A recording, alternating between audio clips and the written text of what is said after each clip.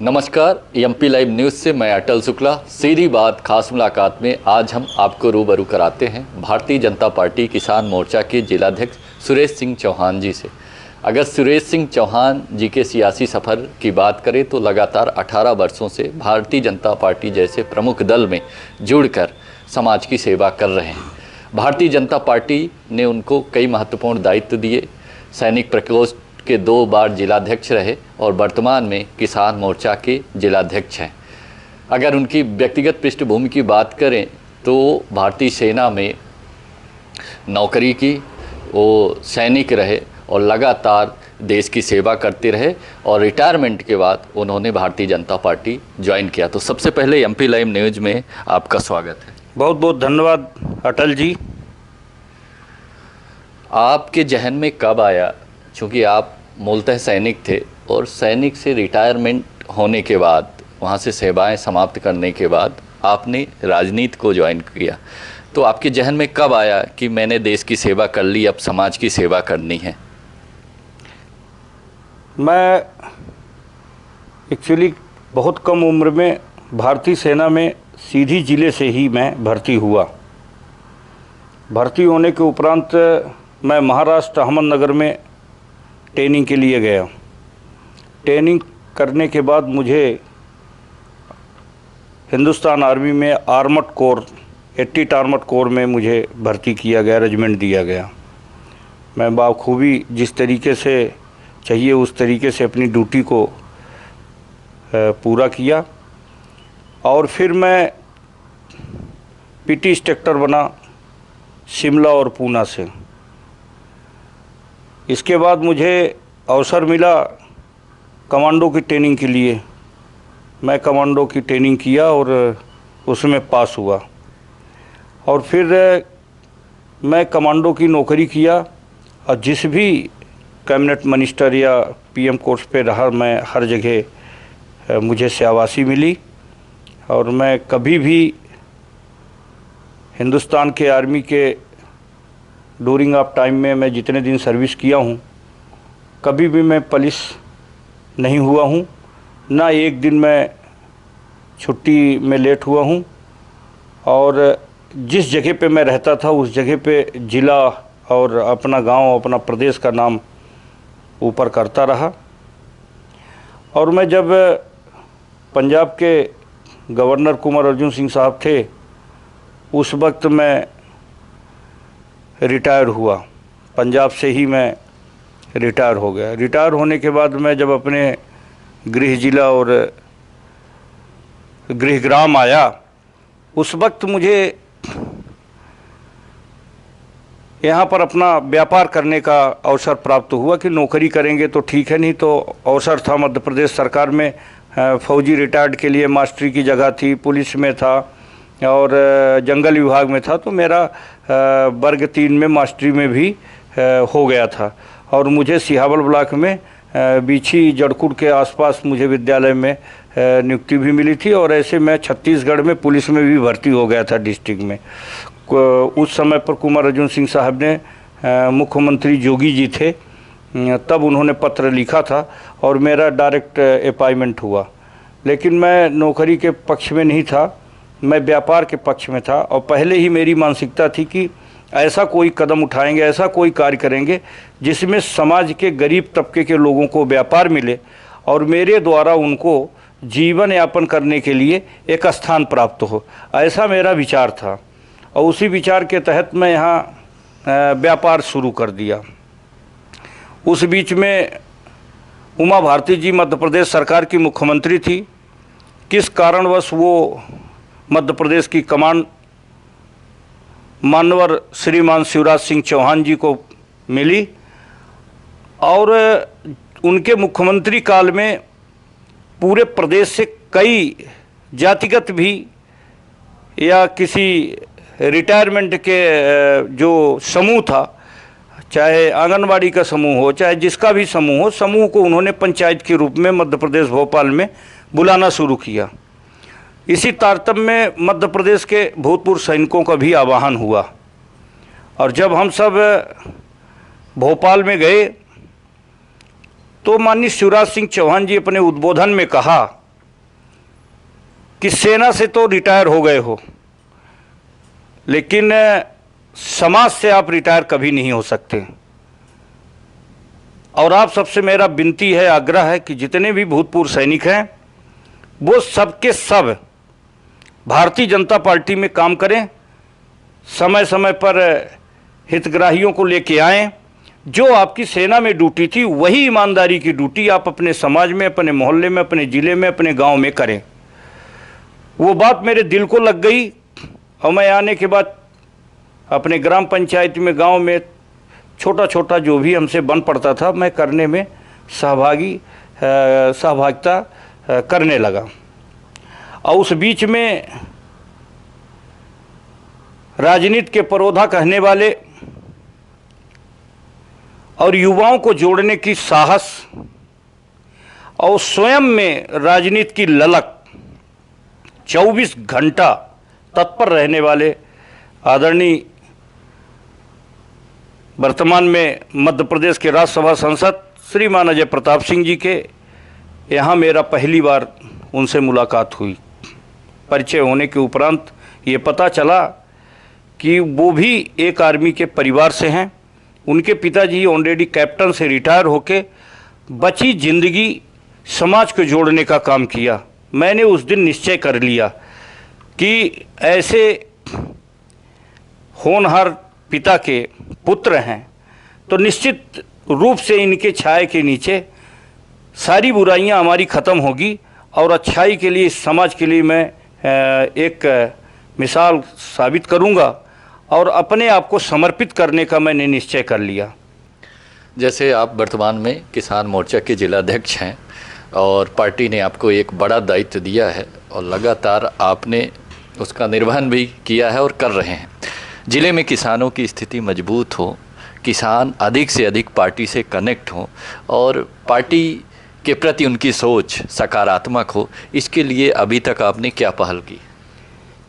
Bharatiya Janata party देश में सरकार है, उसके प्रधानमंत्री आदरणीय श्रीमान नरेंद्र मोदी जी हैं और उसी तारतम्य में मध्य प्रदेश में विगत 15 वर्षों से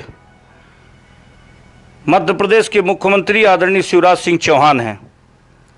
किसानों के लाभ के धंधा बनाने के लिए मैं किसान मोर्चे का जिलाध्यक्ष होने के नाते सारी स्थित परिस्थितियों को देखते हुए जितनी भी बात बताई जाती है वो उससे पहले कानून लागू हो जाता है। आपने अटल जी देखा होगा कि ये भारतीय जनता पार्टी एक ऐसी सरकार है कि योजना दिल्ली में बनती है और सीधी जिले के ग्राम पंचायत में इम्प्लीमेंट होने में बहुत सारा वक्त नहीं लगता।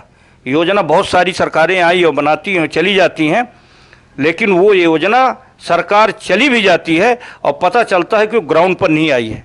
आपने देखा होगा कि भारतीय जनता पार्टी के जो शीर्ष नेतृत्व है, चाहे वो दिल्ली में बैठे हैं, चाहे मध्य प्रदेश की सरकार पे बैठे हैं, लगातार किसानों को बोनस के माध्यम से, लगातार किसानों को हर जिन्स पर जो उनको प्रोत्साहन राशि दी जा रही है वो दी जा रही है। लगातार हमने बिजली पर काम किया है, लगातार 15 सालों से किसानों के लिए पाइप दी जा रही है, लगातार किसानों के लिए बीज की व्यवस्था की जा रही, लगातार किसानों के लिए फलदार वृक्षों की व्यवस्था की जा रही, लगातार किसानों के लिए मत्स्य पालन का कार्य चल रहा है। इसी तारतम्य में सीधी जिले में 10 तालाब हमारे मार्गदर्शन पर और जिला प्रशासन से आग्रह करने के बाद, चाहे पनमार हवाई पट्टी के पास 4 हो, चाहे इधर बेदुआ के पास हो, मतलब हमारे जिले में मत्स्य पालन का भी बड़ी तेजी से उत्पादन करने के लिए किसान अग्रसर हो रहे हैं और उसमें इतना लाभ है कि आप अनुभव नहीं कर सकते। आने वाले समय में सीधी जिला केरल बनेगा और आप देखे होंगे हमारे किसान मुर्गी पालन कर रहे हैं। मुर्गी पालन से कई चीज़ फायदा है, उनके जो मल निकलता है उससे हम खाद बनाते हैं, खाद बना के हम उसी में गेहूं और चना बोते हैं। तो हमारे जिले के किसान के लिए ही नहीं, पूरे प्रदेश और देश के किसानों के लिए लगातार कृषि मंत्री आदरणीय नरेंद्र सिंह तोमर एक जमीनी और किसान के बेटे हैं। इसी तरीके से माननीय शिवराज सिंह चौहान अपने गांव में, पैतृक गांव से किसानी करते हुए और इतना बड़ा सफर तय किया है। वो किसानों की पीड़ा जानते हैं और मुझे आशा ही नहीं बल्कि विश्वास है कि सीधी नहीं पूरे भारत के किसानों का दुगनी आय होगी। जैसे आपने अभी उपलब्धियां गिनाई अपनी पार्टी और अपने सरकार की उपलब्धियां गिनाई, और वर्तमान में जो तत्कालिक कृषि मंत्री हैं वो अपने प्रदेश से ही हैं, नरेंद्र सिंह तोमर जी। लेकिन भारतीय जनता पार्टी को और उसकी सरकार को, भारतीय जनता पार्टी की सरकार को एक बड़ा विरोध भी किसानों का झेलना पड़ा है। और लगातार जिस तरह से दिल्ली में आंदोलन हुए, किसानों ने धरना किया और लगातार 1.5 साल से जमे रहें, जो भारतीय जनता पार्टी ने किसानों के कानून में संशोधन किया है उसका विरोध उन्होंने किया है। चूँकि आप किसान मोर्चा के जिलाध्यक्ष हैं, तो आपका क्या मत है? क्या जो विरोध हो रहा है वो न्यायोचित नहीं है, या आप वो विरोध के पक्ष में हैं? सवाल ही नहीं उठता कि किसानों का जो विरोध प्रदर्शन उनके नाम से किया जा रहा है, तो हम ही नहीं, गांव का एक अनजान किसान भी उनके सहयोग में नहीं है। क्योंकि किसान जानता है कि भारत देश के यशस्वी प्रधानमंत्री नरेंद्र भाई मोदी हर तीसरे महीने हमारे खाता में लब्ध से पैसा डालते हैं। कैसा किसानों का विरोध है? ये कानून पढ़े लिखे लोग ये अच्छी तरीके से भली भांति जानते हैं। और एक हमारी कहावत है कि सियानी बिल्ली खंभा नोचे। ये जो षड्यंत्र है पूर्णतः रूप से आपको दिखता होगा, पर्दे के पीछे थे, अब आगे भी आ गए हैं। कांग्रेस पार्टी किसी भी तरह से अपने आप को फेस करना चाहती है। हमारे कामों के सामने ये बौना पड़ चुके हैं। इनको अपना परिचय देने के लिए मोहताज हैं। आज इनको गांव मोहल्ले और जगह सीधी शहर या जहां भी जाते हैं इनको बताना पड़ता है कि मैं कांग्रेस हूं। नामो निशान मिट गया है। तो आज इनको एक प्लेटफार्म मिला है किसान आंदोलन, और किसान आंदोलन को हम तो इस स्तर पर ले जा रहे हैं कि जाओ तुम करो किसानों का जो कर रहे हो फरियाद। क्योंकि एक भी किसान होता तो पंजाब में खेती चौपट हो जाती, एक भी किसान उसमें होता तो हरियाणा में खेती नहीं होती, एक भी किसान उत्तर प्रदेश का होता तो उत्तर प्रदेश में धान की बुवाई नहीं होती। आज हम देख रहे हैं कि पंजाब में लहलहाती खेती है, धान लग रही है, हरियाणा में खेती हो रही है, उत्तर प्रदेश में खेती हो रही है। ये किसान है कहाँ के? एक परिवार में 5 लोग 4 लोग 6 लोग होते हैं, उसके बाद भी हमको मजदूरों की आवश्यकता पड़ती है। किसानी बड़ी मेहनत का धंधा है, और किसानी जितने भी लोग हों, बहू बेटी माँ बहन सब लोग किसानी में जाते हैं। हमने तो पंजाब में नौकरी की है, पंजाब में देखा है, वहाँ पर माएँ जाती हैं रोटी लेके, बहुएँ जाती हैं मट्ठा लेके, और उनके पति ट्रैक्टर लेके जाते हैं और काफ़ी मेहनत करते हैं। तो आप कैसे मान सकते हैं? हम तो नहीं मानते। जो बुद्धिजीवी व्यक्ति होगा वो किसी तरह से नहीं मानेगा कि जब किसान खेत में है तो वो धरना प्रदर्शन में कैसे है, या तो खेत में न हो तो धरना प्रदर्शन में हो। यानी आपका मानना है कि पूरी तरह से कांग्रेस का षड्यंत्र है और इसमें किसानों का नाम ज़बरदस्ती जोड़ा जा रहा है, जबकि वास्तविक रूप से वहाँ किसान नहीं है, कोई और है। चूँकि आप अपना नेता, जैसे अभी कहा कि मैं अजय प्रताप जी के सानिध्य में राजनीति कर रहा हूं और उन्हीं के मार्गदर्शन में लगातार सक्रिय हूं और उन्हीं का अनुसरण करता हूं, आपने अभी बयान दिया है। तो लगातार वो राज्यसभा सांसद बनने के बाद करीब 1-1.5 वर्ष से वो काफ़ी बीमार थे, जिसके कारण क्षेत्र में उनका आना जाना नहीं हो पा रहा था, लोगों से दूरी बढ़ गई थी। लेकिन जैसे ही ठीक हुए हैं, लगातार उनका क्षेत्र में भ्रमण हो रहा है, लोगों से रूबरू हो रहे हैं, और साथ में परछाई की तरह आप भी उनके साथ हैं। तो क्या लगता है कि ये सक्रियता निरंतरता बनी रहेगी? भारतीय जनता पार्टी के एक बहुत कद्दावर और बड़े वरिष्ठ नेता हैं, और मैं तो एक निमित्त मात्र व्यक्ति हूँ। लाखों करोड़ों लोग पूरे प्रदेश और देश में उनकी अगुवाई करते हैं। अजय प्रताप सिंह को संगठन में बुनकर मानते हैं लोग, और वो मेरा सौभाग्य है कि मैं उनके पास या उनके बताए हुए कार्यों को करने में मैं तत्पर रहता हूँ। बाकी भारतीय जनता पार्टी का शीर्ष नेतृत्व या जनप्रतिनिधि जो भी आदेश करेगा, मैं उसको जिस तरीके से माननीय अजय प्रताप सिंह जी का आदेश का पालन करता हूं, उसी तरीके से मैं सभी राजनीतिक के वरिष्ठ नेताओं का करता हूं। मैं आपको बता दूं कि मैं तो बहुत सौभाग्यशाली हूं कि वो हमारा विश्वास मानते हैं, हम उनका विश्वास मानते हैं। लेकिन इस सीधी की अगर बात करें, सिगरौली की आप बात करें, तो एक एक व्यक्ति एक एक गांव को बाई नेम वो जानते हैं। अगर उनका कोई कार्यक्रम बनता है तो उनका मैसेज होता है कि अमुक व्यक्ति के यहाँ मुझे जाना है।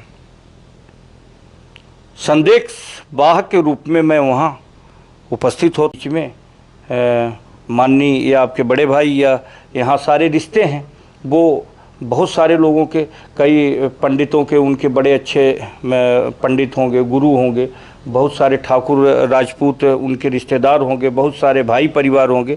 इसी तरीके सारी जातियाँ उनके साथ है और जाति से ऊपर उठकर वो काम करते हैं। कभी ऐसा नहीं लगता है कि वो किसी जातिगत पर राजनीति करते हैं, ऐसा मेरा मानना है। और ये स्पष्ट दिखता भी है, पीछे दिन आपने देखा होगा।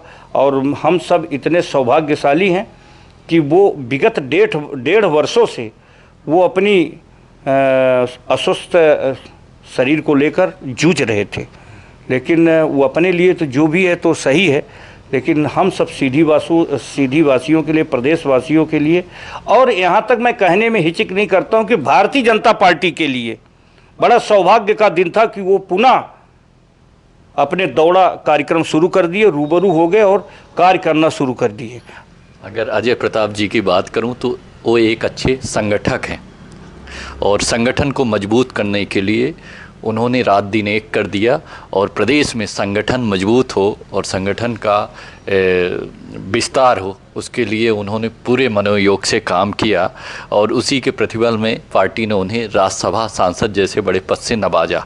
लेकिन अगर हम वर्तमान ज़िले के संगठन की बात करें, यहाँ की स्थिति की बात करें, तो काफ़ी संगठन में अलगाव दिखता है, काफ़ी गुटबाजी दिखती है, काफ़ी मतभेद दिखता है। तो क्या लगता है कि अजय प्रताप जी एक अच्छे संगठक हैं, तो ज़िले में जो अलगाव है, जो मतभेद है, जो गुटबाजी है, उसको दूर करने में सफल होंगे? अटल जी, जैसे आपने अभी कहा कि जिला के संगठन में अलगाववादी है, अलग है, थलग है, कई दल, कई खेमा है, मुझे ऐसा लगता नहीं है।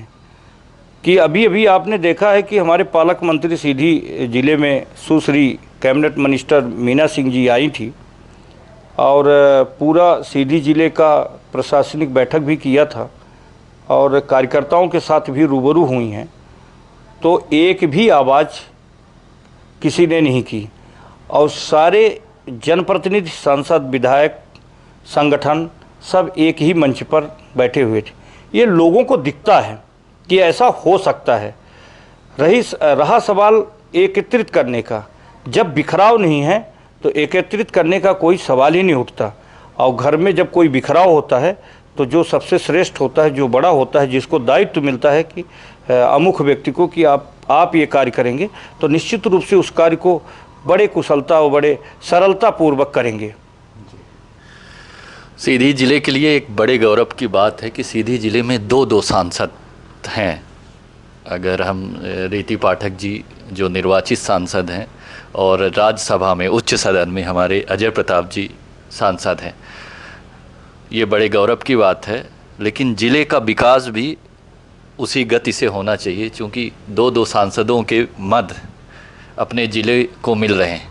तो जिस तरह से ज़िले का विकास होना चाहिए, चाहे इंडस्ट्रियल हब होना चाहिए, अगर दोनों ताकत से लड़ेंगे और सरकार से मांग करेंगे, पीएम तक, प्रधानमंत्री तक अपनी आवाज़ उठाएंगे, तो बहुत सारी चीज़ें हैं जो सीधी में आज भी नहीं है। चाहे आप मेडिकल कॉलेज की बात करो, चाहे इंजीनियरिंग कॉलेज की बात करो या इंडस्ट्रियल हब की बात करो, तो इस तरह की जो बुनियादी चीज़ें होनी चाहिए यहाँ, उस चीज़ का अभाव है। तो क्या लगता है कि भविष्य में हमारे ज़िले से दो सांसद हैं, तो इन चीज़ों की पूर्ति होगी? बहुत उम्दा सवाल है आपका।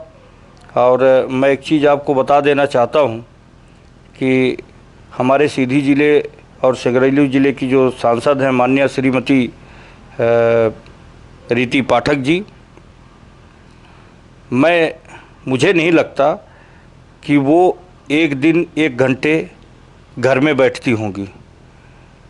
वो बराबर सिंगरौली सीधी को एक साथ नापती रहती हैं और जगह जगह उनका कार्यक्रम लगा रहता है।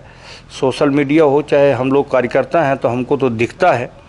और रहा विकास की बात, तो विकास दिखता है, विकास बोलता है।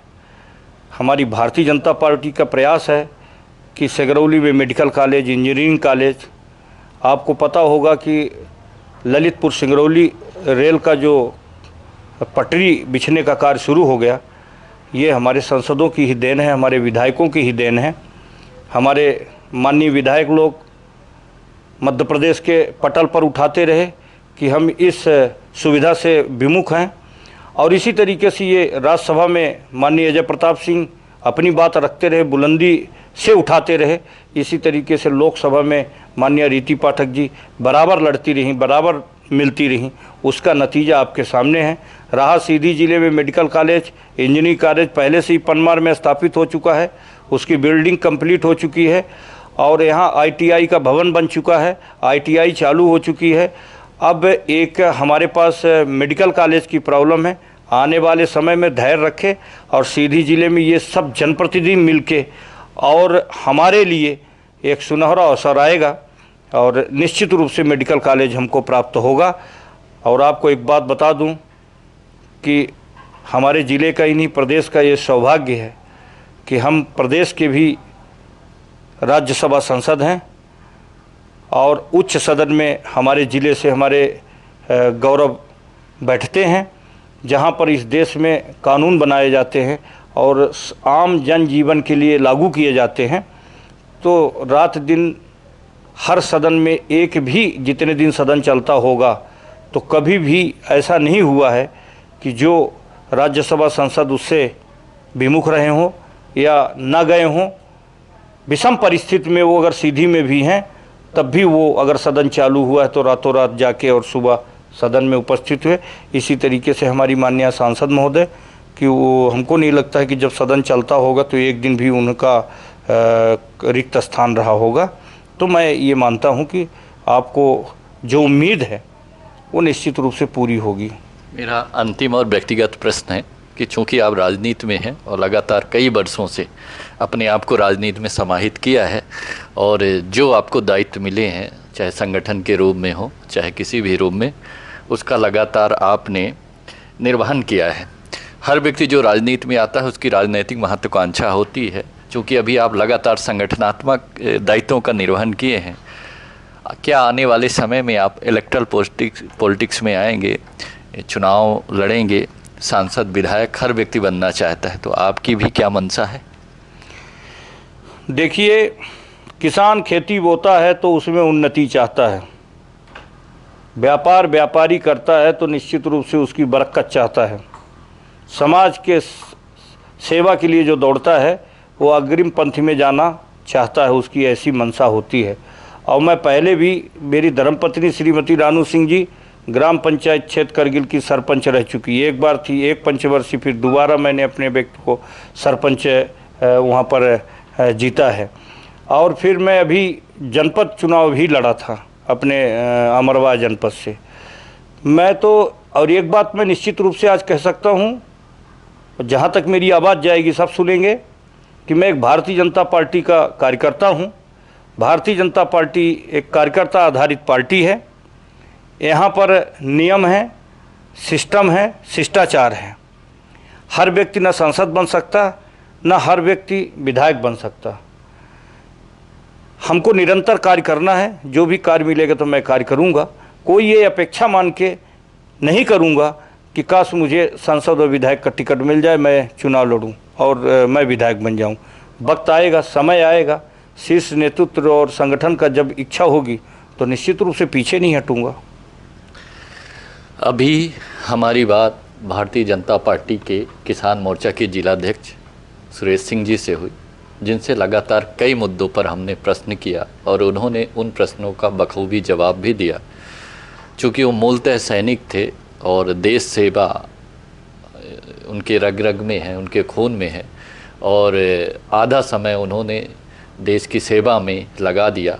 उसके बाद वो रिटायरमेंट के बाद जब अपने घर आए और मुख्यमंत्री शिवराज सिंह ने सैनिकों का एक आयोजन किया था, उनको बुलाया था, और उनके संबोधन से प्रभावित होकर उन्होंने भारतीय राजनीति में कदम रखा और भारतीय जनता पार्टी जैसे बड़े दल में जुड़कर लगातार कई दायित्वों का निर्वहन किया और वर्तमान में किसान मोर्चा के जिलाध्यक्ष के रूप में कार्य कर रहे हैं। इनकी कई बड़ी उपलब्धियां भी हैं जिनको उन्होंने अपने इंटरव्यू में बताया भी है, साक्षात्कार में। आगे भी जिले का समुचित विकास हो, जिला तरक्की में हो, संगठन मजबूत हो, उसके लिए तत्पर हैं और अपने नेता अजय प्रताप जी के मार्गदर्शन में वो लगातार काम कर रहे हैं और आगे भी उनका मानना है कि जीवन पर्यंत उन्हीं के सानिध्य में और उन्हीं के मार्गदर्शन में मैं काम करना चाहूँगा। और हर व्यक्ति जो राजनीति में आता है तो चाहता है कि उसको अवसर मिले तो वो बड़े पद में जाए, चुनाव लड़े। तो हर व्यक्ति सांसद विधायक तो नहीं हो सकता, लेकिन अगर कभी अनुकूल समय आएगा, अवसर मिलेगा तो उससे भी पीछे नहीं हटने की बात की है। आगे भी हम इनसे समय समय पर रूबरू होते रहेंगे और ये राजनीति में और संगठन में कुछ नया करेंगे तो इनकी जानकारी आप तक देते रहेंगे। तब तक के लिए धन्यवाद। जय हिंद। धन्यवाद।